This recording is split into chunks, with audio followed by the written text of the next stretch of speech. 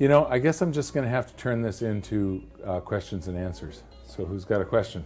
What are your thoughts on Bitcoin? You know, blockchain technology is really interesting, and I think that somewhere, 100 years, 1,000 years from now, historians will look back at the period of time where computers were developed, the internet was developed, and blockchain technology was developed, and that will all be seen as like one moment in history where everything changed.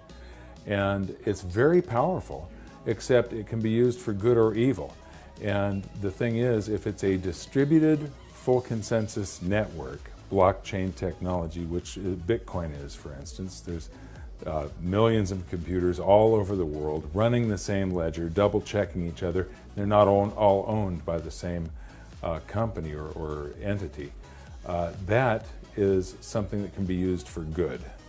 But if they digitize the monetary system, and even if they're using blockchain technology, if there's a single entity running it, it's blockchain technology running on a central bank's computers or the government's computers or whatever, and not running on everybody's computer with some sort of incentive for people to run it, like Bitcoin mining, then it can be used for evil, because they can shut you off as a person, flick you off, just like a switch. You have no access to the monetary system, even to buy food. You just suddenly don't exist. And that, to me, sounds pretty dangerous. They can track everything you're doing and everything you buy, everywhere you go, and I don't like that. Yes, I do. Very small amount. I didn't mention it yesterday during the panel because I don't really consider it the amount that I've got right now an investment. We were going to do an episode for Hidden Secrets of Money, and probably still are, on Bitcoin. We went to a conference, learned a lot about it, filmed a lot of interviews, and then Bitcoin took a huge plunge and everybody lost interest.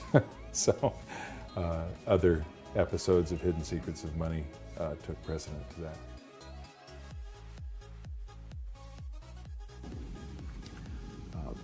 Before smartphones were invented, and to this day, if there is probable cause to think that you have abducted a child, or that you are engaging in a terrorist plot, or you are guilty of some serious crime, law enforcement can appear before at your doorstep and say, we have a warrant to search your home, and they can go into your bedroom and into your bedroom doors and rifle through your underwear to see if there's any evidence of wrongdoing. And the question we now have to ask is, if technologically it is possible to make an impenetrable device or system where the encryption is so strong that there's no key, there's no door at all, then how do we apprehend the child pornographer? How do we solve or disrupt a terrorist plot? What mechanisms do we have available to even do simple things like tax enforcement? Because if in fact you can't crack that at all, government can't get in, then everybody's walking around with a Swiss bank account in their pocket. All right? So there has to be some concession to the need to be able to get into that information somehow. Thank you for inviting me to participate in your forum. I wish I could be there in person to take part in the discussions you'll have over the next few days. If we were building a financial system from scratch today, we'd do it on a digital platform. Digital can lower the cost of a range of transactions by as much as 90%, providing nearly universal access to innovative financial products and services. Unfortunately, we don't have that luxury of starting from scratch. So we have to show not only the vision to plan for this better digital future, but also the wisdom to manage a secure transition from the current system. It's a big responsibility, but with more than 2.5 billion people not able to get at formal financial services, the opportunity compels us to do it. Poor people do have assets, their intellect, their labor, their savings. The problem is that they don't have financial tools to capitalize on these resources. They're trapped in an inefficient cash economy that robs them of opportunities to insure themselves against risk, invest in their productivity, and ultimately to help lift them out of poverty. Innovations like vaccines and high-yielding crops have changed the future for billions of people. We're on the cusp of another breakthrough innovation, including the poorest in a financial system that increases instead of limiting the value of their assets. Transforming the underlying economics of financial services through digital currency will help those who live in poverty directly. It will also support a host of other development activities, including health and agriculture.